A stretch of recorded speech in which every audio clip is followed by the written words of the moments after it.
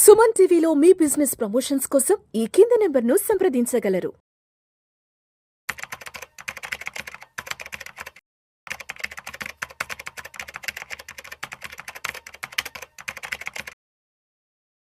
నమస్తే, నేను జీవి సత్యనారాయణ.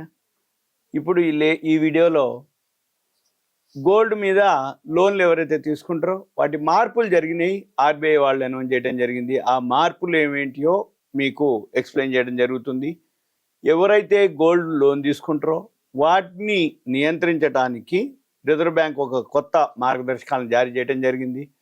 ఈ గోల్డ్ రోజు రోజు పెరగడం జరుగుతుంది. మనం టీవీలు, పేపర్లు, ఛానల్స్, మ్యాగజైన్స్, యాప్లు ఎక్కడ చూసినా గోల్డ్ లక్ష దగ్గర కూడా దాటిపోవడం జరిగింది. ఈ లక్ష కూడా ఎప్పుడైతే దాటిపోయిందో లోన్లు కూడా పెరుగుతాయి, లోన్లకు కూడా డిమాండ్ వస్తుంది. ఎందుకోసం? పాత బంగారం ఉంటుంది కదా, అది తీసుకెళ్ళి అక్కడ పెట్టేసి అవసరానికి ఉపయోగపడుతుంది కాబట్టి గోల్డ్ లోన్ తీసుకుంటారు. అయితే ఈ లోన్లు ఏవైతే ఉన్నాయో దానికి సంబంధించిన ఏదైతే ఇన్ఫర్మేషన్ ఉందో రిజర్వ్ బ్యాంక్ ఆఫ్ ఇండియా కొత్త నామ్స్ అనౌన్స్ చేయడం జరిగింది నిన్ననే 21వ తారీఖు.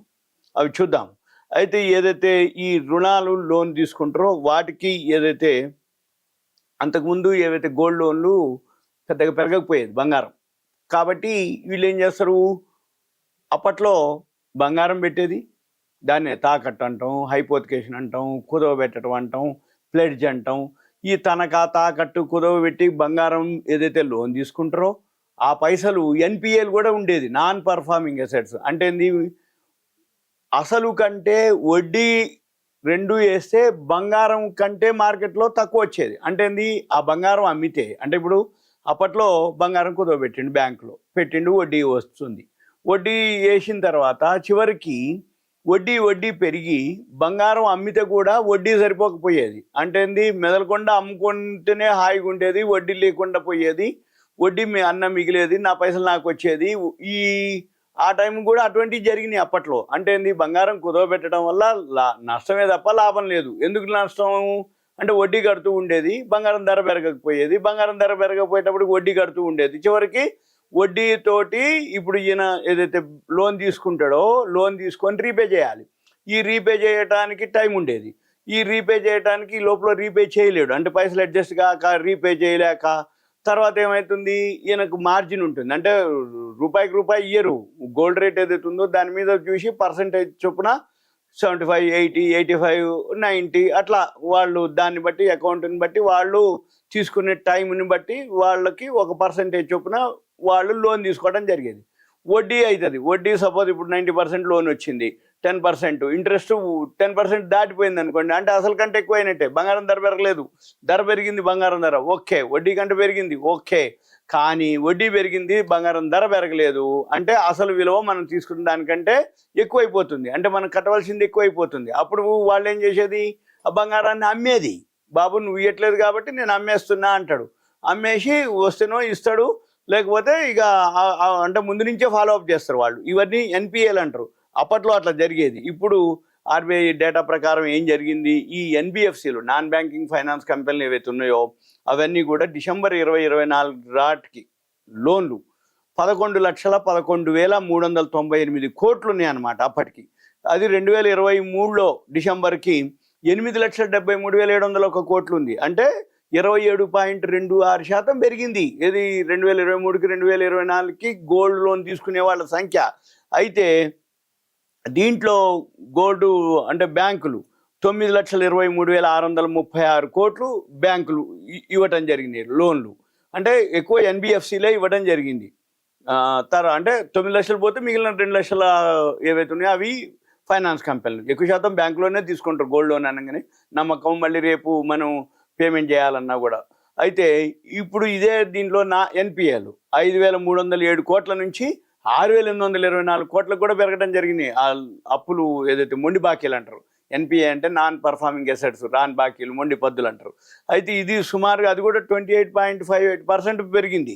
అయితే ఎప్పుడైతే బంగారం ధరలో పెరగడం జరిగిందో అప్పటి నుంచి ఇక తర్వాత మనం ఇప్పుడు రోజు టీవీలో కూడా చూస్తాము, ఛానల్ కింద వస్తుంది, మీ పాత బంగారం ఏదైనా అప్పులో ఉంటే మేమే పైసలు ఇస్తాము, ఈరోజు ధరకి తీరుస్తాము, మీరు ఉన్న మార్కెట్ ధరకి మేమే పైసలు కడతాం, మేమే విడిపిస్తాం, మేమే అమ్ముతాం, మళ్ళీ మీకు ఆ డిఫరెన్స్ పైసలు కూడా మేమే మీకు ఇస్తామని రోజు ఎన్ని ఛానల్సో యాడ్ వస్తూ ఉంటుంది, టీవీలో ఉంటాయి, పేపర్లో ఉంటాయి, టెలికాలర్స్ కూడా మీ పాత బంగారం ఉంటే ఎక్కడన్నా లోన్లో ఉంటే మేమే మీ తరపున మీ అకౌంట్లో పైసలు జమ చేసి మళ్ళీ మీ బంగారాన్ని విడిపించి మళ్ళీ మేము మార్కెట్ రేట్కి అమ్మేసి మళ్ళీ నీకు తేడాను ఇస్తాము అని రోజు చూస్తున్నాం. అంటే ఈ బంగారం ధరలు ఎప్పుడైతే బాగా పెరగడం మొదలుపెట్టిందో ఇవి అప్పుడు కూడా ఉన్నాయి అనుకోండి, కాకపోతే ఏంటంటే ఇప్పుడు ఇంకెక్కువ అయిపోయినాయి. బంగారం ఎప్పుడైతే పెరగడం మొదలుపెట్టిందో అది జరిగింది. అయితే కొత్త రూల్స్ ఏం చెప్తున్నాయి, ఇప్పుడు ఇవన్నీ ఒక వర్షన్ ఆర్బీఐ కొత్త రూల్స్ ఏం చెప్తున్నాయి. ఇప్పుడు ఏప్రిల్ 9 నాడు ఈ RBI reserve bank of India ఒక ముసాయిదాన్ని విడుదల చేయడం జరిగింది.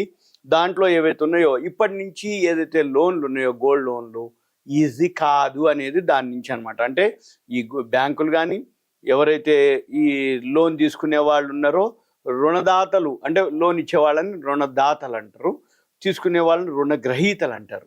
అయితే ఇది వాళ్ళు ఏం చేస్తారు, ఎవరైతే గోల్డ్ లోన్ తీసుకుంటారో వాళ్ళు చెల్లించే సామర్థ్యం ఉందా లేదా అనేది వాళ్ళు చేస్తారు. దాన్ని బట్టే ఆ గోల్డ్ లోన్ ఇవ్వాలా లేదా అనేది, అంటే వాళ్ళ ఇన్కమ్ ప్రూఫ్ తోటే వాళ్ళకి లోన్లు ఇష్యూ చేస్తారనమాట. తర్వాత ఈ లోను ఏదైతే ఉందో స్టాండర్డ్ కేటగిరీ అంటారు అనమాట. అంటే వాళ్ళ పరిమితిలో ఉందా, అయితే అప్పుడు ఒకవేళ పునరుద్ధరణ అంటే అంతకుముందు గోల్డ్ పెట్టాం, దాని మీద మనకి రేటు పెరిగింది, ఇంకా లోన్ తీసుకోవటం కోసం ఈ టాప్అప్ అనమాట, దానికి ఎలిజిబిలిటీ ఉందా లేదా ఇవన్నీ కూడా చెక్ చేయటం.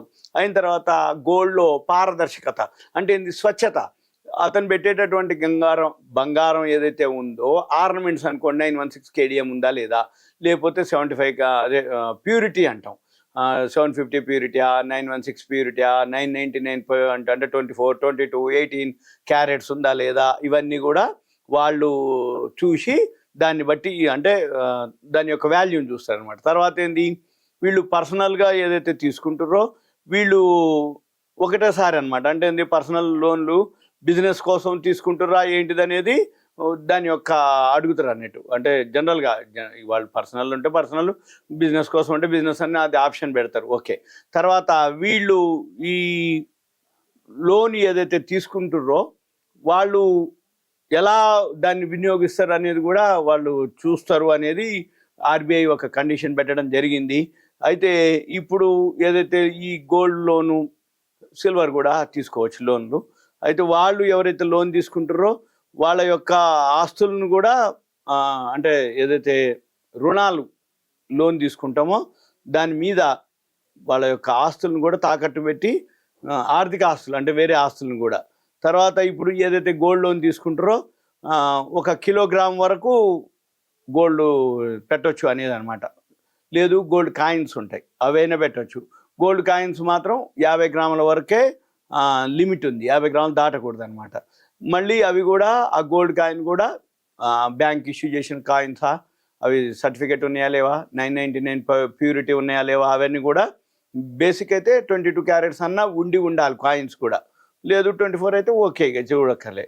అయిన తర్వాత వీళ్ళు పర్సనల్గా అనమాట, అంటే పర్సనల్ లోన్ కింద ఇస్తారు. మళ్ళీ ఇతను ఏదైతే పేమెంట్ చేస్తాడో మ్యాక్సిమం 12 months పెడతారనమాట, అంతకంటే ఎక్కువ టైం ఫ్రేమ్ లేదనమాట. అంటే వీళ్ళు రీపే చేయడానికి 12 months పెడతారు. తర్వాత మళ్ళీ వాళ్ళు రీపే చేసినాక మళ్ళీ దాన్ని రేటుని బట్టి చేంజ్ చేసుకోవడం అవన్నీ మళ్ళీ మామూలు అనమాట. అయితే అది ఒకవేళ ఇవి చిన్న చిన్న బ్యాంకులు ఉన్నాయనుకోండి, సహకార బ్యాంకులు విలేజెస్లో కానీ మామూలు గ్రామీణ బ్యాంకులు ఉన్నాయనుకో, వాటికి ఏంటంటే 5 లక్షల వరకే వాళ్ళు లోన్ ఇవ్వటం వరకు జరుగుద్ది. అయితే ఇవన్నిటితో కంటే కూడా ఇప్పుడు ఏంటిది అంటే ఎవరైతే ఆర్బీఐ ప్రకారం లోన్ ఎవరైతే తీసుకుంటారో వాళ్ళకి ఏంటంటే పారదర్శకతను తేవడం జరుగుతుంది. ఈ బంగారం ఏదైతే లోన్ తీసుకుంటారో దాని మీద నియంత్రించడం జరుగుతుంది. డిసెంబర్ 2024 నాటికి బ్యాంకుల దగ్గర ఉన్న మొత్తం బంగారు రుణాలు 9,23,636 అంటే బ్యాంకులే, ఎన్బిఎఫ్సిలు ఇంకా వేరే ఎడిషనల్ ఉంది. అయిన తర్వాత ఇవన్నీ కూడా దీనివల్ల ఏం జరుగుతుంది అంటే పెట్టుబడిదారులు ఎంతవరకు ఈ రంగంలో ఎంతవరకు ఉన్నది అనేది తెలుస్తుంది అనేది ఒక విషయం. అయితే ఇప్పుడు ఈ కొత్త ఆర్బీఐ రూల్స్ ప్రకారం ఏంటంటే ఈ చిన్న చిన్న ఏదైతే ఈ నియమాలు ఉన్నాయి ఆర్బీఐ నియమాలు చిన్న కంపెనీలకు సవాళ్ళను కలిగిస్తాయి అని అంటే ఫిచ్ రేటింగ్ విశ్వసిస్తుంది. అయితే ముత్తూట్ ఫైనాన్స్ కానీ మనపురం ఫైనాన్స్ కానీ వాటి అయితే ఈ మార్పుల్ని సులభంగా అడ్జస్ట్ చేసుకుంటాయి అనేది ఉంది.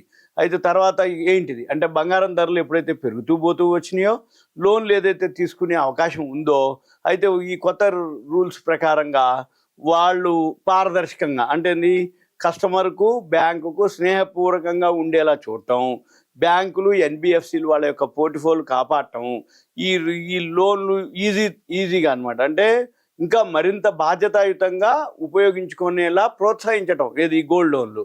మళ్ళీ వీటితో పాటు ఏంటిది అంటే ఈ బంగారం ఏదైతే లోన్లు ఉన్నాయో వాటి మీద ప్రజలకు వాటి మీద ఈ ఎలాంటి అనేది ఆర్బీఐ వాళ్ళు ఒక అభిప్రాయాన్ని కూడా ఆహ్వానించడం జరిగింది. మీకు ఏదైనా ఉంటే చెప్పండి అంటే సలహా మాదిరి. తర్వాత వాళ్ళు ఇంకా తుది నిర్ణయాలు చేయలేదు.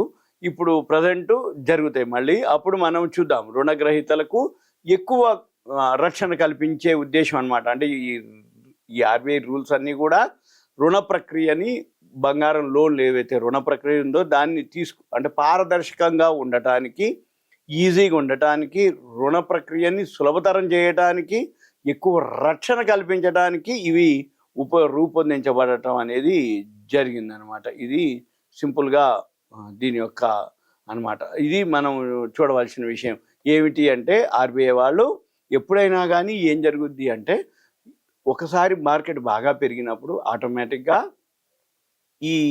ఆ ఇష్యూ మీద అంటే ఇప్పుడు గోల్డ్ 1,00,000 దాటిపోవటం, ఆ లోన్స్ గోల్డ్ లోన్స్ ఉండటం వాటన్నిటి మీద ఆర్బీఐ కొత్తగా మార్గదర్శకాలని చేయడం జరిగింది. అవి కూడా సరళంగా మీకు ఎక్స్ప్లెయిన్ చేయడం జరిగింది. ఓకే, థ్యాంక్ యూ, సెలవు.